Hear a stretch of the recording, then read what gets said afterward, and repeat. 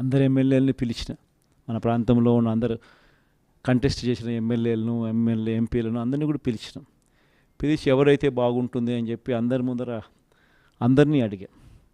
అందరూ యునానిమస్గా ఈ ఎలక్షన్లో మారీచుల మాదిరి జరుగుతూ ఉన్న ఎలక్షన్ ఇది, శకుని పాచికల మాదిరి వేస్తూ ఉన్న ఎన్నికలు ఇవి. ఇటువంటి ఎన్నికల్లో మనకు బొత్స సత్యనారాయణ లాంటి కొంచెం ప్రొఫైల్ ఉన్నోడు, కొంచెం స్టేచర్ ఉన్నోడు, కొంచెం గట్టిగా నిలబడగలిగినోడు, మోటుకోగలిగినోడు, ఇటువంటి వ్యక్తులు ఉంటేనే మనం ఎన్నికలను చేయగలుగుతాము. మనం అందరం కలిసికట్టుగా మొత్తం జిల్లా మొత్తం ఏకం కావాలనంటే అటువంటి వ్యక్తి అయితేనే బాగుంటుంది అని చెప్పి అందరి నోట్లో నుంచి వచ్చిన మాట. అందరి నోట్లో నుంచి వచ్చిన ఆ మాట ప్రకారము మనం కూడా నిజంగానే ఇటువంటి కష్టకాల పరిస్థితులు, ఎందుకనంటే కష్టం లేనప్పుడు అధికారంలో మనం ఉన్నప్పుడు ఎవరిని కావాలంటే వాళ్ళను పలానోడు ఎమ్మెల్సీ అంటే పలానా ఎమ్మెల్సీ అని సంతకం పెట్టేసి నేను ఇక్కడి నుంచి పంపించేసేస్తే ఆ ఎమ్మెల్సీ కింద వాళ్ళు ఎన్నికైపోయే పరిస్థితి. కానీ ప్రతిపక్షంలో ఉన్నప్పుడు స్పెషల్లీ చంద్రబాబు నాయుడు లాంటి అన్యాయస్తులతో మనం యుద్ధం చేస్తూ ఉన్నప్పుడు మాత్రం ప్రతిపక్షంలో మనం ఉన్నాం కాబట్టి మనం గట్టిగా మోట్టుకోగలిగిన కెపాసిటీ ఉన్న నాయకుడిని మనం ముందర పెడితేనే మనకు అడ్వాంటేజ్గా ఉంటుంది. కాన్ఫిడెన్స్ నింపగలుగుతాడు, మన వాళ్ళకు కూడా తోడుగా గట్టిగా నిలబడగలుగుతాడు. ప్రతిపక్షంలో ఉన్నప్పుడు కూడా విలువలతో కూడిన రాజకీయాల మీదనే ఎక్కువగా ఫోకస్ పెడుతూ మీ అందరూ కూడా బొత్స సత్యనారాయణ కూడా అదే మాదిరిగానే సహకరించాలని మనస్ఫూర్తిగా మీ అందరికీ కూడా విజ్ఞప్తి చేస్తూ ఉన్నాను.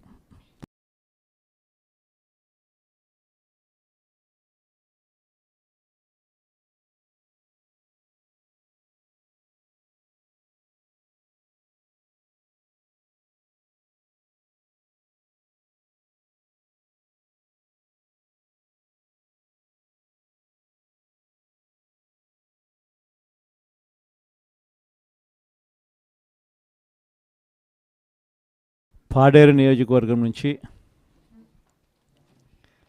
మన పార్టీ తరఫున ఎన్నిక కాబడ్డ జెడ్పీటీసీలు, ఎంపీటీసీలు అందరూ కూడా ఈరోజు అందరం కూడా ఇక్కడ కలవడం జరుగుతూ ఉంది.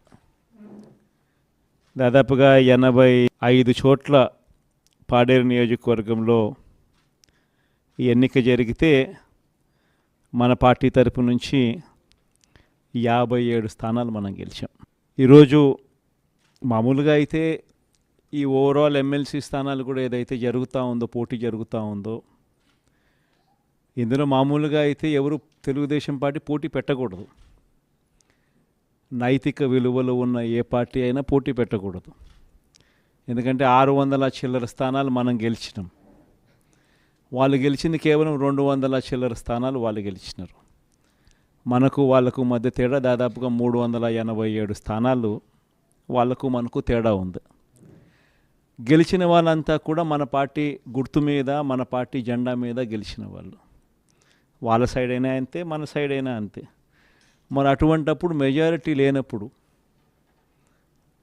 ఎవరైనా కూడా పోటీనే పెట్టకూడదు. మామూలుగా మీ జగనే ముఖ్యమంత్రి స్థానంలో ఉండి ఇటువంటి పరిస్థితి కనుక ఉంటే, వాళ్ళకే కనుక మెజారిటీ కనుక ఉంటే అసలు మనం పోటీ పెట్టుండే వాళ్ళమే కాదు. ఎందుకు పోటీ పెట్టాలి? ఎందుకు డబ్బులు ఇచ్చి కొనుగోలు చేయాలి? వేరే పార్టీ గుర్తు మీద గెలిచిన వాళ్ళను ప్రజలు వాళ్ళకు ఓట్లు వేసింది ఆ పార్టీ గుర్తును చూసి, ఆ పార్టీ పేరు చెప్పి, ఆ పార్టీ గుర్తును చూసి, ఆ పార్టీ తరపున వెళ్ళి ఓట్లు అడిగిన తర్వాత, గెలిచిన తర్వాత అటువంటి వాళ్ళను మనం ముఖ్యమంత్రిగా ఉన్నాం కదా, పోలీసులు మన చేతుల్లో ఉన్నారు, అధికారులు మన చేతుల్లోనే ఉన్నారు, డబ్బులు మన దగ్గర దండిగా ఉన్నాయి కాబట్టి ఆ డబ్బులు మనం ఖర్చు చేసి మనం ఎటువంటి పరిస్థితుల్లో అధర్మంగా అయినా కూడా మనం గెలిచాలి కదా అని ఆలోచన చేసి అదే కార్యక్రమం ముఖ్యమంత్రిగా ఉన్న వ్యక్తిగా మనం చేసి ఉంటే అది ధర్మమేనా? ఇది ధర్మం కాదు. చంద్రబాబు నాయుడు నైజం మాత్రం చూపిస్తూనే ఉన్నాడు.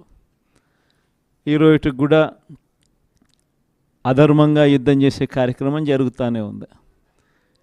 అధర్మంగా యుద్ధం చేసే కార్యక్రమంలో భాగంగా మన పార్టీ తరపు నుంచి ఎవరైతే గెలిచినారో వాళ్ళందరికీ ఫోన్లు చేయడం, లేదా వాళ్ళ దగ్గరికి మనుషులను పంపించడం, నీకు 5 లక్షలు ఇస్తా, నీకు 10 లక్షలు ఇస్తా, వస్తావా అని పిలవడం, అడగడం. ఎంత మటుకు అంటే రాజకీయాలలో విలువలు అనేటివి పూర్తిగా అట్టడుగు స్థానంలోకి తీసుకొని పోయే కార్యక్రమం జరుగుతూ ఉంది. ఏ రోజైనా కూడా ఒక రాజకీయ నాయకుడు ఎదగాలంటే మాత్రం విలువలు, విశ్వసనీయతతో కూడిన రాజకీయాలు చేస్తేనే ఆ రాజకీయ నాయకుడు ఎదుగుతాడు. ఏ రోజైతే మనం మన క్యారెక్టర్ని అమ్ముకుంటామో, ఏ రోజైతే మనం విలువలను, విశ్వసనీయతను రెండింటినీ కూడా పక్కన పెట్టి రాజకీయాలు చేయాలని ఎప్పుడైతే మనం ఆలోచన చేస్తామో, అప్పుడు ప్రజలకు సమాధానం చెప్పడం కథ దేవుడు ఎరుగు, ఇంట్లో కూడా మనకు గౌరవం ఉండదు. ఇంట్లో కూడా మనకు గౌరవము, వాల్యూ ఉండదు అన్న సంగతి ప్రతి ఒక్కరూ కూడా గుర్తుపెట్టుకోమని కోరుతా ఉన్నా. నేనైతే నా జీవితంలో రాజకీయాలు నేను అట్టే చేశా. నేను కాంగ్రెస్ పార్టీ నుంచి బయటకు వచ్చినప్పుడు వెనక్కి తిరిగి చూస్తే నా వెనకాల ఎవరు లేరు. నేను మా అమ్మ ఇద్దరమే బయటకు వచ్చింది. నాతో పాటు కొంతమంది ఎమ్మెల్యేలు వస్తామంటే కూడా నాతో పాటు రావాలనుకున్న ఎవరైనా కూడా రాజీనామా చేసి రావాలా అని చెప్పిన. ఈరోజు అక్కడి నుంచి మొదలు పెడితే కేవలం ఇద్దరం పార్టీ నుంచి బయటకు వచ్చి మొదలు పెడితే ఈరోజు దేవుని దయతో ప్రతి అడుగులోనూ కూడా విలువలతో కూడిన రాజకీయాలే చేశాము, విశ్వసనీయతతో కూడిన రాజకీయాలే చేశామని గర్వంగా తలెత్తుకొని కూడా చెప్పగలుగుతాం. ఎందుకు మొన్న ఎలక్షన్లే 2014 ఎలక్షన్ మీ అందరికీ గుర్తుండే ఉంటుంది. మనం ఓడిపోయాం ఆ ఎలక్షన్.